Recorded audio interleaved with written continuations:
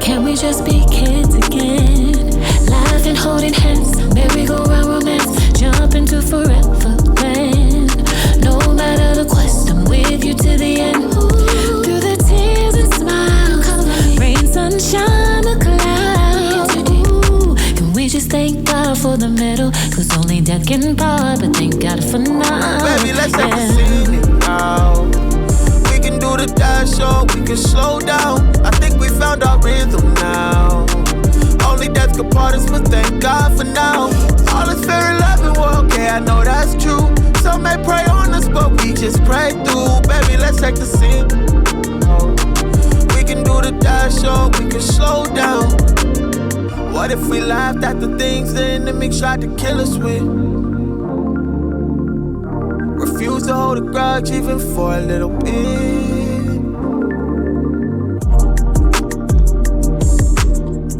And so now here we are, right? So now y'all have kids. Yeah. How many total? 4. 4. Yeah. That is so cool. Mm-hmm. That's a different story. Children, they introduce you to a different dynamic. And one of the things that, was introduced is that, like, now, how do you raise these kids? Right. Because my idea of raising children was different from her idea of raising children. I thought, I turned out all right, so that I am going to raise my kids like me. Yeah. Well, my mother beat the hell out of me. Yeah. And Cynthia never got a beating. Yep. So now we got these kids. I'm thinking, Yep. like, let me just kill them one time. Yeah. And then I'll never have to beat them another day in my life. Yep. So I'm killing this kid, and that's it, is watching me kill him. So she waits till I finish, she pulls me aside, says, as long as you are black, don't you ever beat my child like that again. And I'm thinking, like, what's wrong? I turned out okay. Yeah. So, and so she said, no, we've got to find out how to, correct our children. And so we had to go back to the word, and it caused me to realize that, like, all right, that was another change for me. Like, Wow. Yeah. learning how to co-parent and how to raise our kids. And so that was different. And I love how you said you had to go back to the word, what's good for them as a couple, as a family. Yeah. Because most people would be like, no, this is the way I want to raise my kids. And the other spouse adapts, and that causes tension too. Yeah. And I think some of those pre-conversations are so irrelevant because until you see the infraction, you don't really know how you're going to react. Because every child has a different personality too. So you over here, y'all arguing before you get married, talking about how you're going to discipline your kids. Right. Well, trust me, when the infraction comes, even what you said 5 years ago can change. Right, I didn't know they was gonna start robbing people. Right, right. It's a different I thought they just was not gonna be doing their homework when I said you couldn't beat them. Right. This one robbed somebody. This one is different. Absolutely, I love it. I kind of want to put my hands on them firmly, but not aggressively. But going back to the word and saying, "Okay, God, how do we raise this child that you gave us?" That's a whole different. Yeah, because oh my God, and like I say, it's perpetual, and you got to be okay a lot of times with hearing God's voice and trusting that you will hear His voice. Absolutely. You can't always pre-bake. No. Right. The future. That's right. In your marriage, raising children is really when you see the gifts of the Spirit in operation. Most people look at it in a church service or revival or a conference, but God does speak prophetically concerning your children. Yep. You get a word of knowledge, a word of wisdom, definitely discerning of spirits. Gifts of faith. I mean, all of that comes into play when you're married and having children. I mean, you see God move in mighty way, but you got to look to Him for it. I was just turned 8. Yes. And we haven't had to cast out no devil yet. No, but that attitude be rising up. There were moments where I looked at her. I said, Rashida, get her. This is beyond me. I don't. This right all here. Right, I got it. The level that she had to go through to do what she did. She had to say yes to some things that I don't think we want to play around with. See, I waited because, of course, when she started of course, she's daddy's girl. So everything she did was just like, oh, daddy's girl. And I was the disciplined person. Now I hear him say, did you hear what your mom said? I'm like, it's about time. It's about time. He be like, Amber, I'm trying to help you. I grew up in the church. I love the church. I stayed at the church. I don't have the runaway comeback story. And when she's like I said, my girl, she made up a story one day. It was so elaborate. I said, that is deception. I said, she's lying. I know what I see. Like, girl, you deceive. You attempted to deceive me. I said, we're gonna knock this out. I said, you will not lie. But I was like, but she sounds so believable. I said, she's lying. And if we're okay with this, it can evolve to something even worse. I said, go get her. Yeah, he'll say, who gonna whoop her? Mirror you. I'm like, you're not gonna whoop her. He said, you're right. You're gonna do it. Do what you got to do. This is right here. This right here. This is not me. Yeah. But it is. And I think that it's like, man, I do. We dated for 4 years. Mm-hmm. And I know we're in a time where that's not necessarily everyone's story. No, and I tell you all the time, either you're going to learn before or after I do, but you're going to learn. I think it helped us dating. I mean, we were young too. Yeah. You were like 19. I was like 20, 21. Like, I think because we dated such young. You be doing that with them numbers. Because we dated and we were young, we kind of went through some things before marriage. I think it helped. Yeah. Now kids are, people are getting married young, but they're not. It's just like you said, either now or later. Either now or later, you're going to have to learn. Yeah. Before or after I do. The difference is if we had an issue, you go to your house, I go to mine. Yeah. Because we weren't married. So it was a lot easier to cope and deal with. That's what you call it? Yeah. It's different now. You can't walk. You can go into a room, but that's about it. You can't run. I'm coming. Yep. It's all good. We'll work it out. But yes, how many kids? So you have 4 kids. 4 kids. Oldest being and youngest being, right? Yes. What's the oldest? Age? Aaron is the youngest. He's 30. 30. Okay. Yes. And Tony is the oldest. Mm-hmm. He's 49.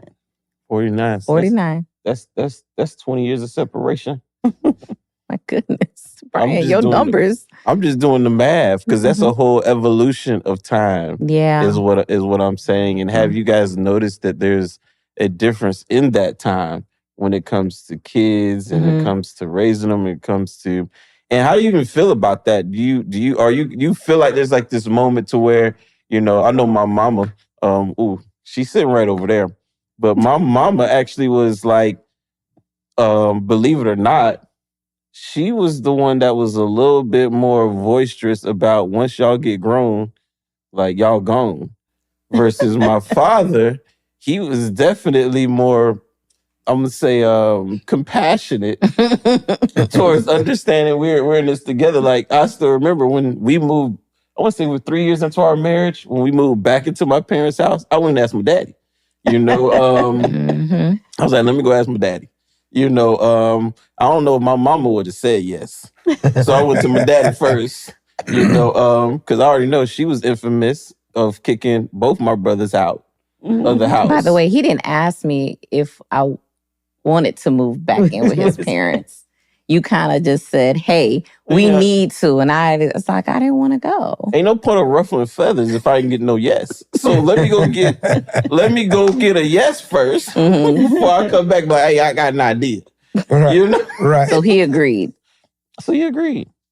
Well, he did also tell you need to go tell her father. I didn't see that coming though. Yeah, Bryan was like, wait, what? He said, yeah, you can come move back into my house, but you're going to have to go tell her daddy that you bringing her back to my house. I said, wait, what? You want me to go talk back to her daddy? Well, I'm talking back to her daddy, Because you said I do, and I was supposed to go with you. That's what he said. So I respected that. Pastor Bo said, you got to go talk to her dad and tell her you moving her. He was good for telling me something that I didn't see coming at all point in time. Yeah, he's crazy. That's awesome. He lived with his parents for about a year. It seemed like it was forever, but it felt like forever. But it was probably about a year. But it was cool. I think with our kids, I don't know how you feel about them. I will probably be the one that let all of them come live with me. I wish they all could live with me now. Oh, I always tell them to come home. Yeah, they all live on their own, except for, Antoinette's still here. But I would probably invite all of them to live with me. We feel the same about that. Yeah. Oh, sweet. I like being around them. I love my kids. Yeah. They're fun. I wish I could call my mom up here so I can get her on record, because I don't think she feel the same way. Bryan, that's not true. She likes when we're all there. She right now currently wraps all of her furniture in plastic when we come over like we aliens, Because she has 12 grandchildren. Listen. Your mom is my friend. Now don't talk about my friend. I want to bring up here because I feel like we might, we might be able to sit on the furniture again. We sit on the furniture now. Stop it. So when you guys moved back home, how long were you married when you moved in with? Oh, we were, we weren't married that long, maybe a year. What happened, we lived in an apartment. And one day I woke up and the whole apartment, we lived on the first floor and it was flooded. Whoa. Like he was at work. I was a stay-home mom our whole marriage. I never worked outside the marriage. I wake up and the whole floor, I called him at work. He's at work. The apartment is flooded. He says, I'm moving out of the apartment. We're moving into a house. We're getting out. He pack up your stuff. We're getting out today. Okay. So he packed up everything. We went to go live with his mom. He went to go look for us a house. He said, we're moving into a house. And we couldn't hardly afford the apartment. He says, we're moving into the house. He's living by faith at that point. I'm like, literally. He went to church that Sunday. And we had testimony services in that church that time. He got up and said, me and my wife are moving into a house. I was like, oh! When we found the realtor, we even look at the house and we found the house he liked. He said, that's the house. Baby, you want this house? I want this house. And then we went to go fill out the paperwork and the guy laughed at us. He said, you can't even afford an apartment. He said, how you going to move into this house? Because he's the only one working. And then he laughed at us. He said, I don't care. He said, you can laugh at me all you want to. I'm moving in that house. Wow. I love it. But lo and behold, we moved into that house. Wow. And probably lived in there, maybe 10 years before we paid it off. Wow. Because he said, we're not staying here. We're moving to a house. The masterclass. Pastor Tony is top tier. He's sitting back out of school, but the masterclass is continuing. Let me tell you something. I'm gonna give you 2 more before the brothers ain't gonna want to watch this podcast no more. You're getting 2 more. Top tier. One of those. Top tier. I got questions. So the apartment floods. Mm-hmm. You say, pack up your bags because we move into a house. I would have did it all. That's awesome. We only stayed with his mother that long because the house he found for us had a contingency on it, and they had contingent upon the people finding their home. Right. So it took them 9 months before they could find a home that they want. So we're with his mom all that time, or his parents, I should say, at that time. And it wasn't, they were wonderful. They treated us royally. But I was just uncomfortable. Understanding that, I told you the story before when they said I was not the one. I met them when he proposed. Oh. So I'm going to meet you for the first time. Yeah, the first time you meet him. Wait a minute. How long was y'all dating before the first time you met his parents? It was well over a year. Wow. See, some women would have been like, Wait. Because you want to meet the family. The masterclass continues. Right, said the masterclass. So why? Why so long? Well, how are you? Wait. Because we were just friends. It was just... No, friends even meet.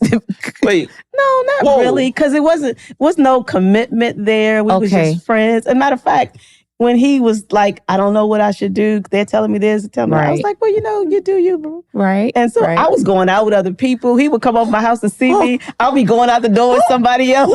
He go, hey, dude. I didn't know that. We were supposed to be working our way around the corner, but y'all done brought us all the way back. So you were dating other people? I would go out. Did he know that? Yeah, he would be in my house while I was going out. And be there when I get back. And be there when you get back. Wait. You was living by faith then. So you liked her. You had to have liked her. Yeah. How was that for you? I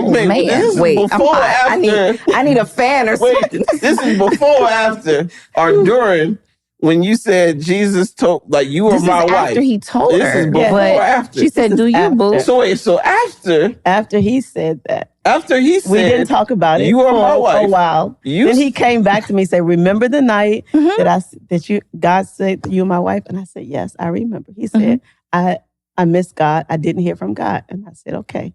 And so he still came over every day, but I moved on. I went out. He would come over. I'll be going out. He'd be coming in. I'll be going out. And he just say, hey, and you would say, hey, and that was it. He never called me. He never, to this day, he doesn't even call me. How you felt about her going over? He just come over. And I'm like, I'm going out. He says, okay. He wait till the dude get there and he go, hey, how you doing? My name Tony. What's your name? This is blowing me. He had to have some kind of feeling, some kind of reaction. I don't know. He never said Tony. So wait, whoa, we got to. What is happening? So he says, I just want everybody to be on the same page. God told me you're my wife. He then retracts the statement. Yes. Because of what everybody told him. Because of what everybody told him. That was that backslide you was mentioning earlier. And now I'm catching up. That was the backslide. However, you still was at the house. Oh, yes. Witnessing. He liked her still. Yeah. Pastor Cynthia go out on dates. But you would park at the house. Was this intentional? And waiting for her to come back. For her to come back. What was really I would left. I went to her house because I enjoyed our time together with the Lord. He did. It really. So you was there for So you were waiting for her to come back. The fellowship. The guys didn't bother me. They really didn't. It didn't bother me like But it had to bother them. What was so when they came They back, never asked me who was he? Was your cousin, your friend? They never asked me about him. Never. Nobody ever asked me. So they would drop you off. He is here. That's right. He's here. Not going nowhere. Like he belongs here. What were your parents thinking, like, poor Tony? Like, he just sitting here waiting? He had to interact with other people. Pastor Tony, please say something. I don't know what he was thinking. He was like, he would say stuff to me when that was at that time. Like, he would come over to see me and we would be talking and the phone ring. Like, he was like, can we have a conversation without your phone ringing? Like, my phone would ring all the time. Somebody was always calling me. He liked her. He came over. Oh, no, without a doubt. Like, I'm not even questioning that. He came over for Valentine's Day. He bought me this big box of candy and this card for Valentine's Day treats. And so... you don't do that for friends. You don't bring Valentine's Day. No, this is funny because I said, oh, thank you so much. So we're sitting downstairs and he's like, well, let's go upstairs in your room. Because every time he came over, we went upstairs in my room. And my parents was fine with that. Because they could hear us. We'd be, we'd be praying and stuff. So he said, let's go upstairs. I said, no, that's not. Let's just sit down here. He's like, no, come on. I didn't want him to come in my room. So I finally gave into it. He came in, he looked at my room. There was flowers everywhere, candy everywhere, cards, big cards. He's like, give me my candy. I'm taking it back. I'm going to eat my own candy. And then he proceeds to open up all the boxes of candy that other people had given me and started eating. He said, I'm eating their candy. Wait, and not once did you say, why? We were not together? And then it was a few months later, he came over, we were sitting talking. And then he's like, hey, wait a minute. Your phone ain't ringing. What's up? I said, I can't believe your phone. I said, her phone literally rang every 3 to 5 minutes. Yeah. Literally. Ding, ding. You couldn't have a conversation with her. So it stopped ringing. He said, wait a minute, your phone ain't ringing. What's up? I said, I told everybody I know, don't call me no more. And he had the biggest smile on his face. There it is. The man has arrived. There it is. I'm him. He said, I put that work in. He put that work in the determination. Ooh, there's light at the end of the tunnel. She said, I told nobody call me no more. He just smiled. He's like, okay, I'm good. He said, I'm good now. You know, I knew you were a great man of faith. But that right there, that's faith in motion. Man, I'm telling you. That's faith. I don't know if I can That's do it. persistence.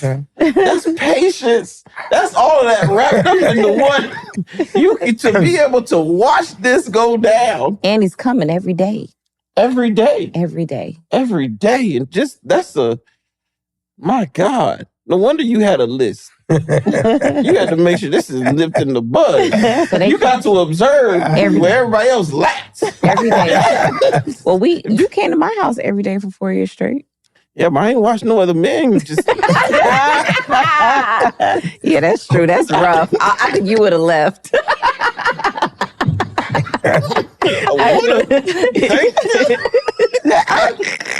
I wasn't dating. It was just friends. It don't matter. It don't matter. Valentine's Day, phone calls? No, he was over there one day. A guy came and gave me and asked me to marry him with a ring. Wait a minute, Bryan. This gets crazier and crazier. You witnessed the proposal? Don't forget, I'm the man. You got to be. That's what I'm saying. Like, this is... He witnessed You witnessed a whole proposal. That was Did funny. you jump in? Like, what? That was funny.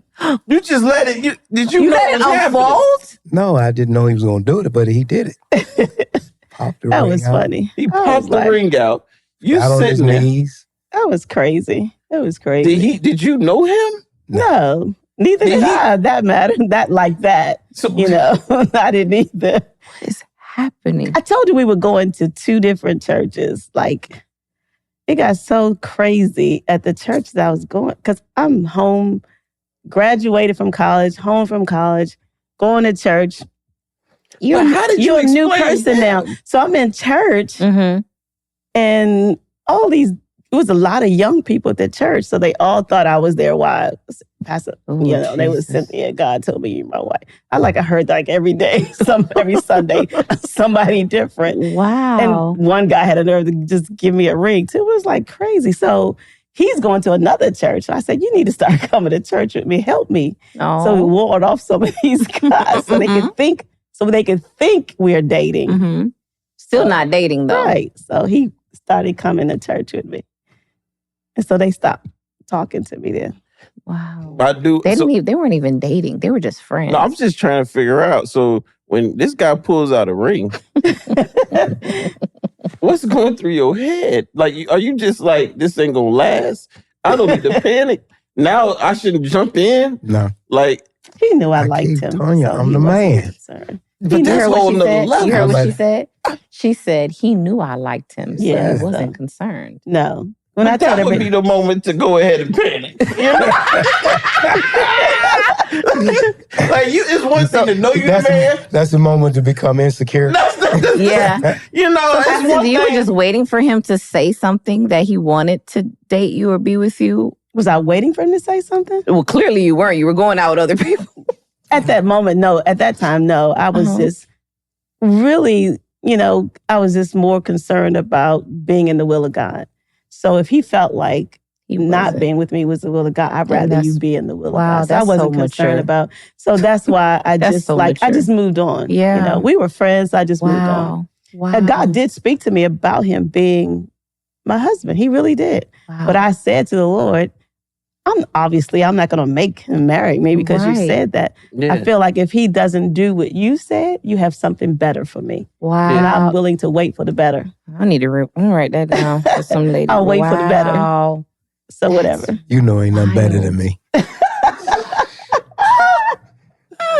Respect. I am. So this is but good. when I had everybody stop calling me and we were seeing each other more and more regularly, I knew then that he had made up his mind. And I'm still just trying to get to the first time you met his parents is after he proposed. Yeah, After you said yes.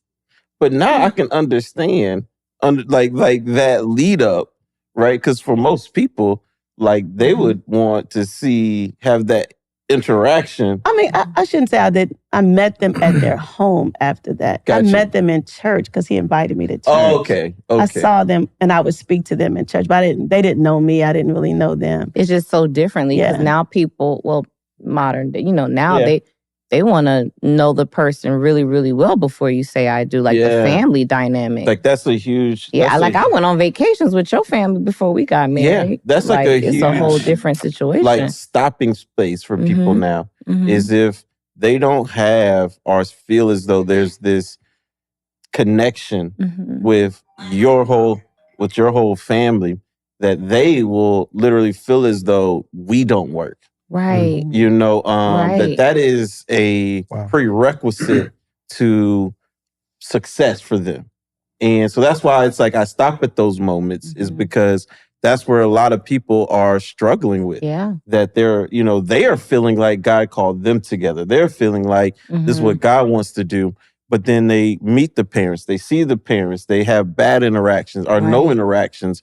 Or they say, man, I have this dream of all of us being on this big family vacation together. How's that going to happen? Your mom don't even talk to me. Your dad don't even like me. And those become the points to where now everything that they believe God is doing stops.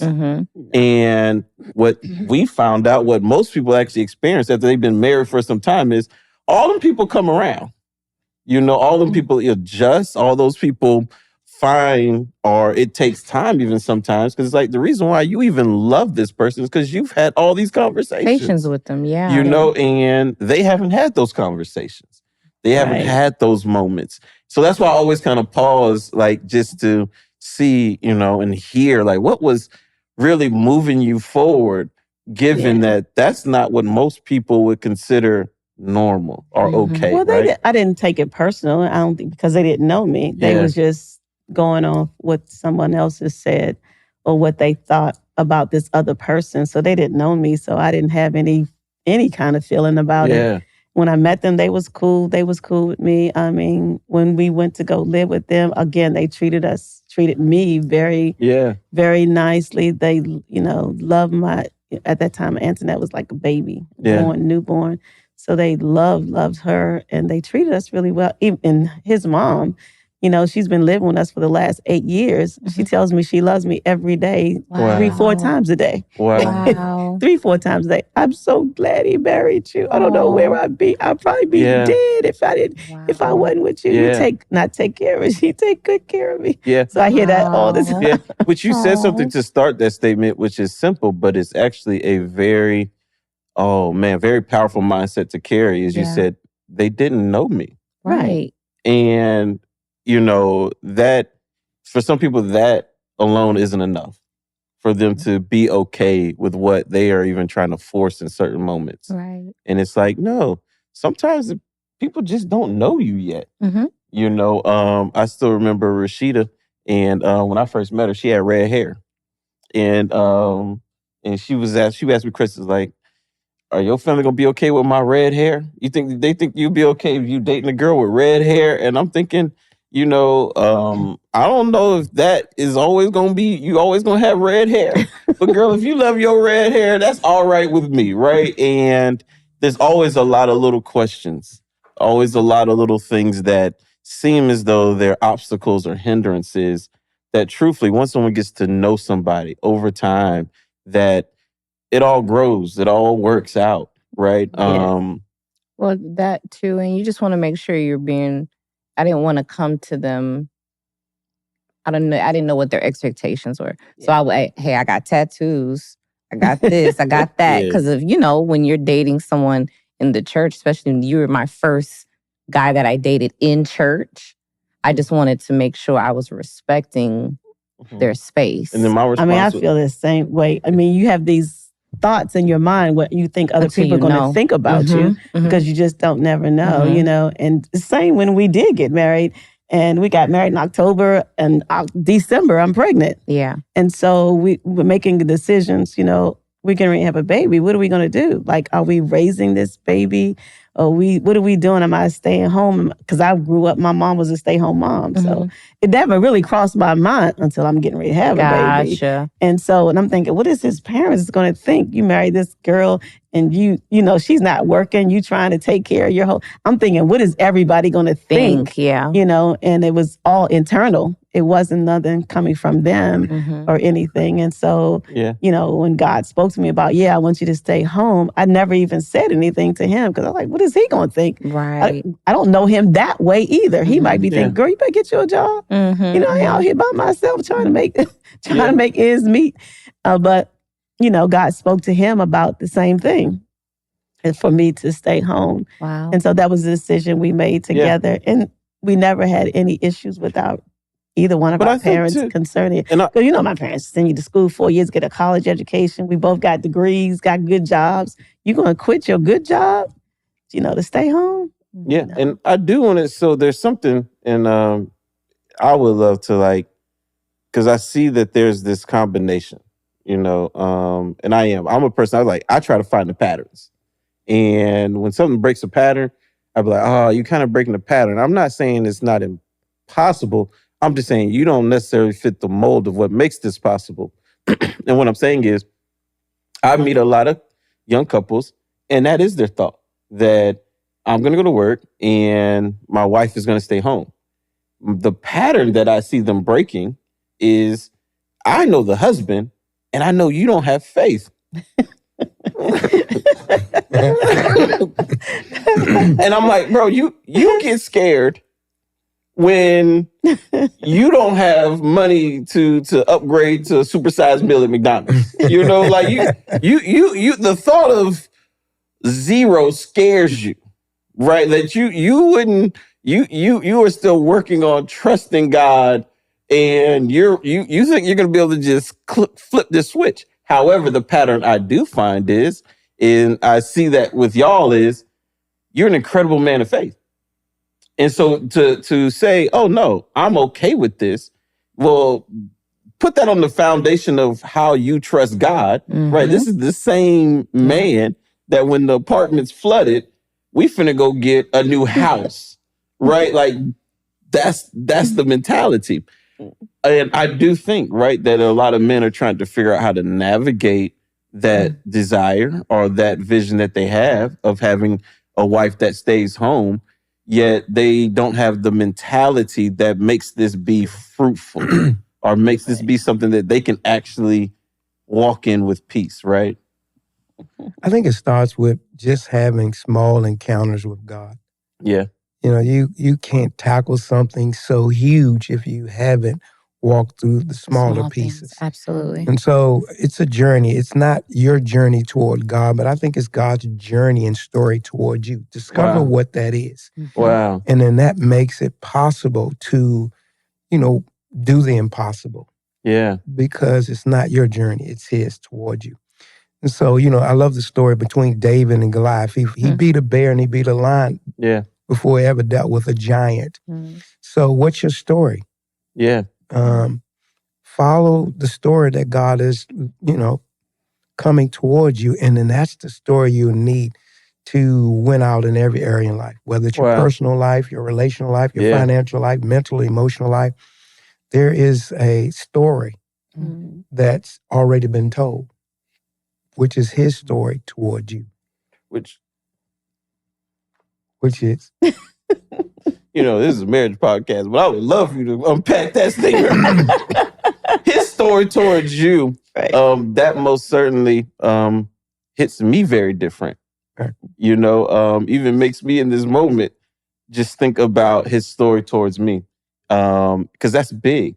Because a lot of us want to dictate what that is. Exactly. And I've seen a lot of people get in very bad situations trying to dictate that story instead of receiving how God has really moved in their relationship with him. That's right. And I am a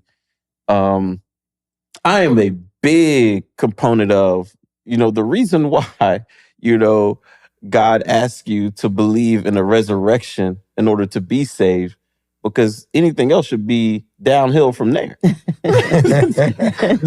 that God always gives you the goods you need for where you're going. Like he's that good. So if you believe you're saved, honestly, everything else is downhill if you think about it. You know, think about what you actually believe. That's right. In order to be saved. And so I'm saying that to say that, you know, for men that are looking and believing like, oh, this is our story. You know, I believe that you should work from home. I believe that God's going to provide. You know, I think that is important for them to sit and see, like, what has been God's story towards me? You know, I believe it can give strength. I believe it can give the confidence not to waver, you know, when you step into that journey and you now have to continue that walk of faith. Right? When most people I talk to, most people that I interact with, they're trying to figure out how to get to a place to eliminate trusting God from their life. Oh, wow. You know, they're asking literally, God, provide in a way where I no longer have to talk to you. Wow. Right? You know, I want to be, the peace I'm looking for is the peace I can control, not the one you give. Right? That's right. And this is where most people are, but yet they're making decisions that, especially in marriage, that I hope you understand that we talk to, just because of our journey, we talk to a lot of people who are believing God for kids. And one thing I always tell them is, I hope you understand that it's one thing to believe God for a kid, but you have to remember, once that kid shows up, you got to keep believing God as they live. Yes. Right. That you're trusting that God, that you get that positive pregnancy test, but then you're gonna have to trust God for a successful actual birth. Then you have to trust God for a successful actual trip to school and back home. Like this, you're opening up a journey, not getting a destination. You know, so I think that's incredible. You know, I can say I believe you've delivered a masterclass. You know, a masterclass. But yes, you know, we've had a good time. I don't know if there's anything that's left on your hearts that you want to share, but always when we close out, we'd love to just, if anything, you was like, I really wanted to say this. Floor is open. Go ahead, baby. No, I'm just looking at you. I mean, I think it's great what we've talked about. It's so much easier when you discover God's journey towards you. Yeah. It becomes a conviction. Yeah. And it's easy when you know his story. Yeah. Like it was his story for me to marry her. Yeah. And it's such a game changer. You cease from all of this human effort. Yeah.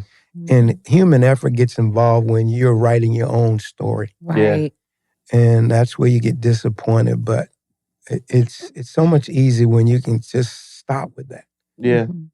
Even when you said that this person they're trying to get to a place where they don't have to trust God. They're writing their own story. Right. Yeah. And you know, all life begins with him. Yeah. And his story. You know, let us make a man. Yeah. In our own image, and after our likeness. Yeah. And let him have dominion. Well, that's where the story begins. Yeah.